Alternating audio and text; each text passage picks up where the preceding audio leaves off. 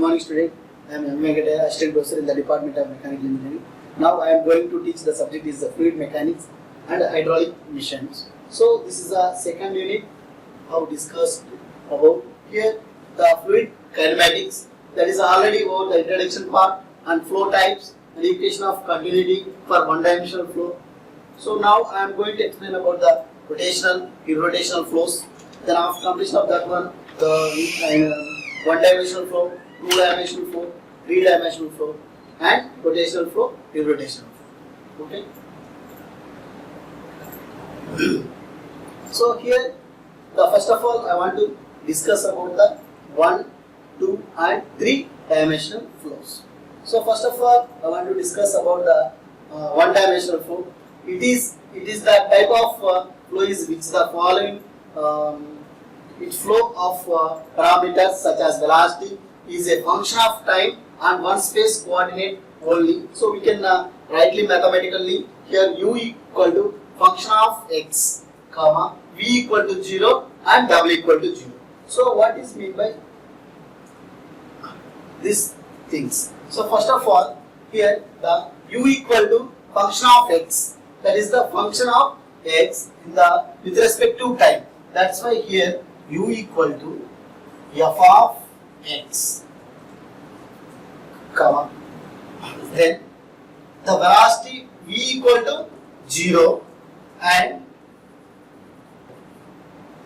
w equal to 0. This is the only one-dimensional flow. So we have to see here, this is the way u, v and w are the velocity components. So we have to see here the way u, v and w are velocity components in x, y and z direction respectively. So here the UV, w is the velocity component with respect to x, y, z directions. Okay, so here the UVW is the velocity components and the x, y, z are directions with directions respectively. Okay, so here some of the example will be there here. The flow in a pipe where average flow parameters are considered for analysis. So we have to see this is the one-dimensional flow pattern. So if you consider one pipe, so in this pipe, in that inside the pipe, the flow will be see here. So that is the only horizontal directions. So only horizontal directions will be there. In this flow, only horizontal.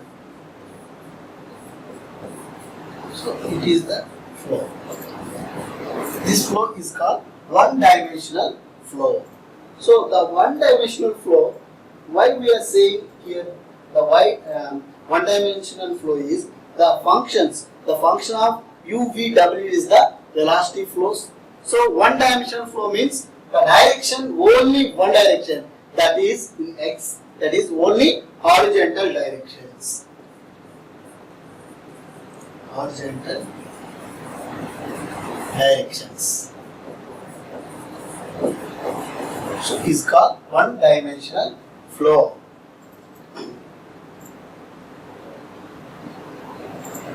And coming to the two-dimensional flow.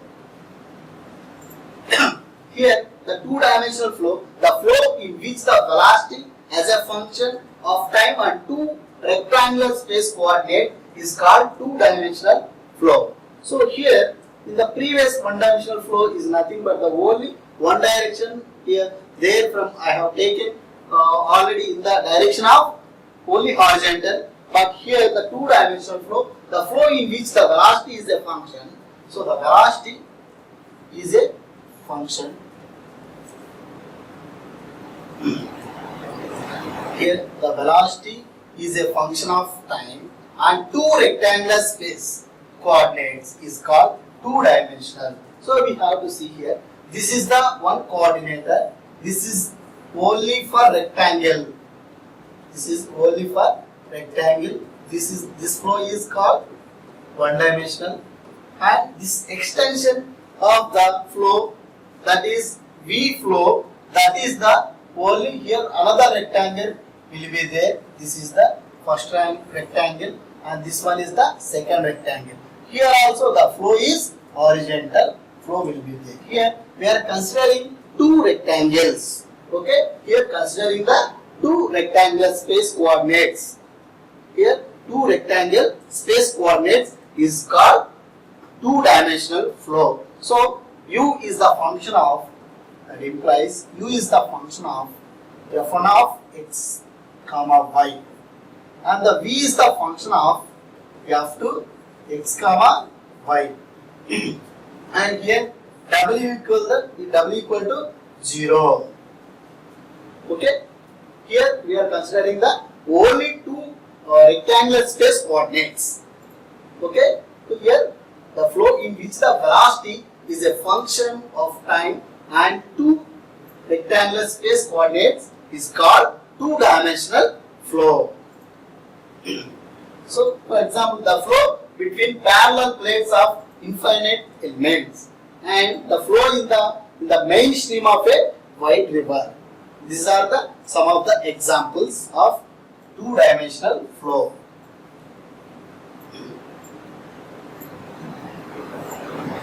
And coming to the three-dimensional flow, in this three-dimensional flow, here it is that type of flow is in which the velocity is a function of time and three mutually perpendicular directions.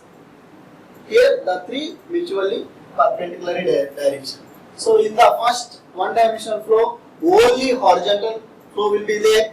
That is called only one-dimensional flow. And coming to the second two-dimensional flow, that two-dimensional flow we are considering the two directions. That is two rectangles. Two rectangles will be considered. So that's why that is two-dimensional. And coming to the three-dimensional, it is that type of flow in which the velocity is a function of time and three mutually perpendicular directions is called three-dimensional flow. So we can here the mathematically we can write here is u equal to the function of x comma y comma z, and v equal to the function of 2 x comma y comma z, and the w equal to the function of f3 of x comma y comma z.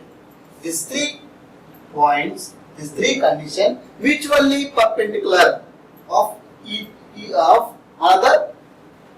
another planes is called the three-dimensional flow. So, for example, here the flow in a converting a or diverging pipe or channel, and flow in a precipitate open channel in the which the width and the water depth are of the same order of magnitude. So we have to see here this is the three-dimensional flow. Here the one dimension will be there, and the middle one is another dimension will be there, and extreme corner one more dimensions will be there. So this is the three-dimensional flow ladder. Is called three-dimensional. So once again I repeat it. In this three-dimensional flow, it is the type of flow in which the velocity is a function of time and three mutually perpendicular directions is called the three-dimensional flow.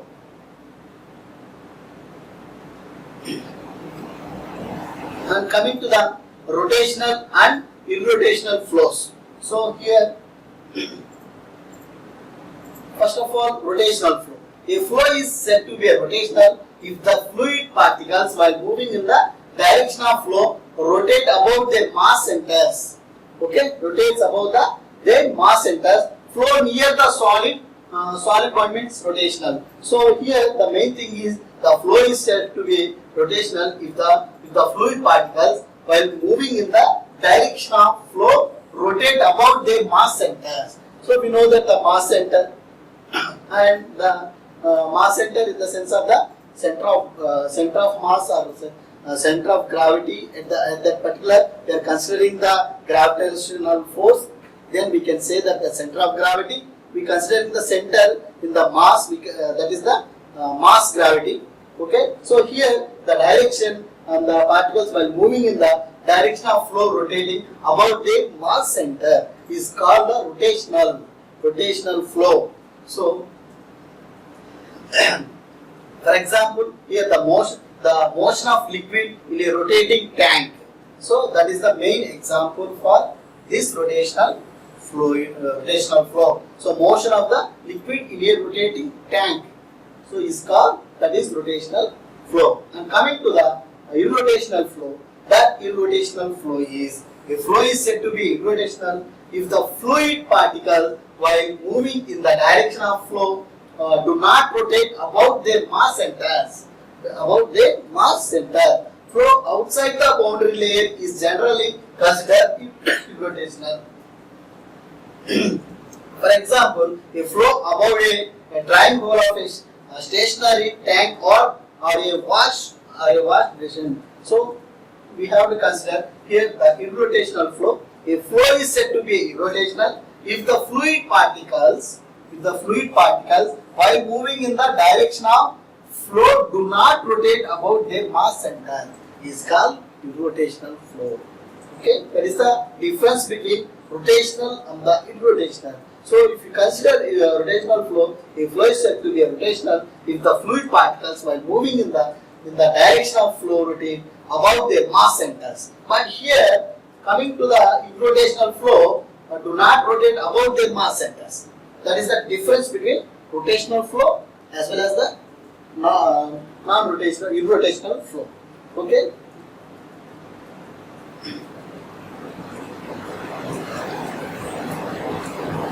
And coming to the laminar flow and turbulent flow. So we have to consider here two types of flows will be there. That is a laminar flow and turbulent flow. So first of all, I want to discuss about the laminar flow.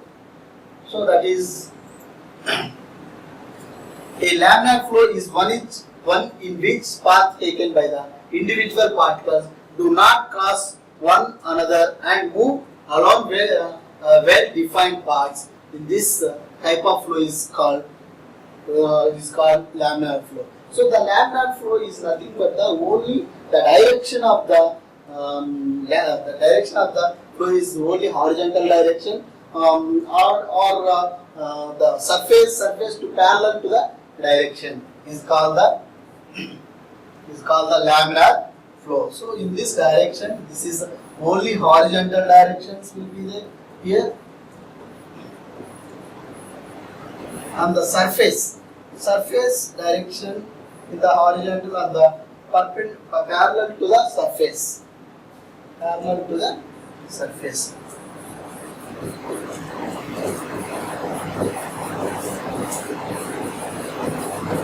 Is called laminar flow.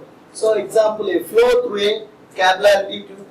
We know that the capillary tube and flow of blood in veins in it, and attaches groundwater flow. So groundwater flow will be already laminar flow, and the flow through a capillary tube. So what is meant by capillary tube?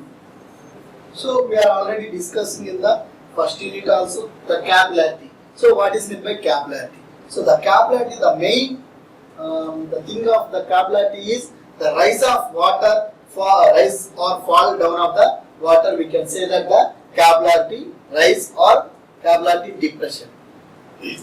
Okay, so this is the main, this is the property of fluid.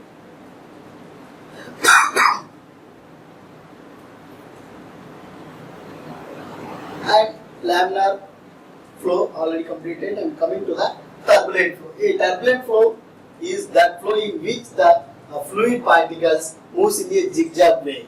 So in the laminar flow, laminar flow, the flow is in the direction of the horizontal with respect to surface. Okay, so but coming to the turbulent flow, a turbulent flow is that flow in which fluid particles moves in a zigzag way. So that is called zigzag way. Means we know that the zigzag way, that is randomly we have to see this flow is in the dams like that. So that is the turbulent flow. So why we are taking here the laminar flow is a big turbulent flow. So here the laminar and turbulent flows are characterized on the basis of Reynolds number. So the basis of Reynolds number. So for Reynolds number is less than 2000. So here for Reynolds number less than 2000, then we can say that the flow in a pipes in a laminar. Flow in a pipes in a laminar. Then for Reynolds number, the greater than 4000, flow in pipe is turbulent. It's a very important thing here. And for Reynolds number between 2000 and the 4000, 2000 and 4000, flow in pipes may be laminar or turbulent. Okay, so this flows is called turbulent and turbulent flow on the laminar flow. So first of all, the laminar flow is the flow is parallel to the surface, and the turbulent flow is the flow in which the fluid particles moves in a zigzag way. Okay, so for example of the turbulent flow is the flow of water in the dams like that, and the laminar flow is the example for the canal in the flow of water. And coming to the laminar and turbulent flows are characterized on the basis of the Reynolds number. So the Reynolds number is the less than 2000. The flow is in the pipe is laminar, and greater than 4000, that flow is turbulent. And the Reynolds number between the 2000 and the 4000, then we can say that the flow in pipes may be laminar, not or turbulent flow. Okay, this is the flow in laminar and the turbulent. So last topic is this is the compressible and incompressible fluid. So the compressible, the example of compressible fluid is the real fluid. Real fluid, what is meant by real fluid? The real fluid is naturally available in the world. So that is like water, oils, diesels, like that. That is the compressible fluids. We can, and incompressible fluid, that is imaginary fluids, that like ideal fluids. So ideal fluids have no viscosity and no surface tension and no density, like that. So here the compressible flow, this type of flow in which the density of the fluid changes from point to point, or in the word density do not be constant at this flow. So then mathematically the density is not constant. So this is the main thing, the density is not constant. Because of this is compressible flow, that's why we can say that the real fluid. And example, flow of gases through orifice nozzles or gas turbines. And then incompressible flow, it is that type of flow in which density is constant for the fluid flow.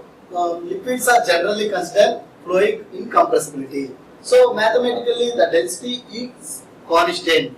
For example, here the density why it is constant is the incompressible flow means that is ideal fluid. So ideal fluid has no viscosity, no surface tension, no density. So this is the thing of the relation between the compressible and incompressible flows.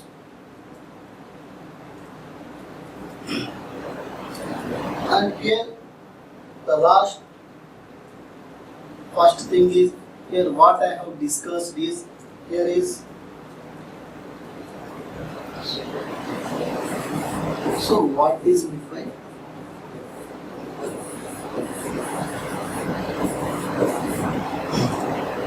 Laminar flow,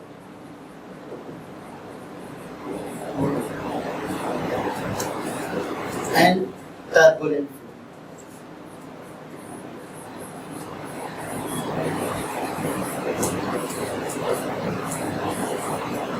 Second one is compressibility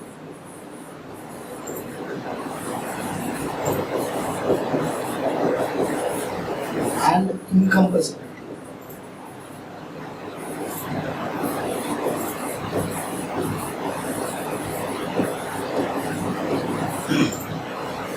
Third one is one-dimensional flow,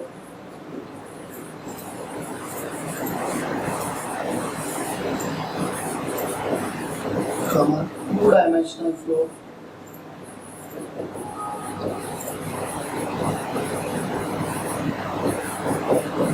and three-dimensional.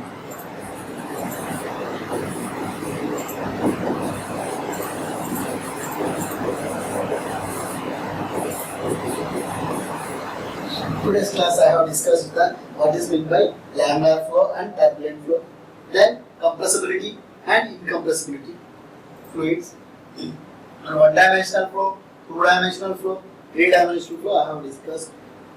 So next class I have to discuss of the path function, point function, streak lines, streamlines, and the sink and source. Okay. So thank you.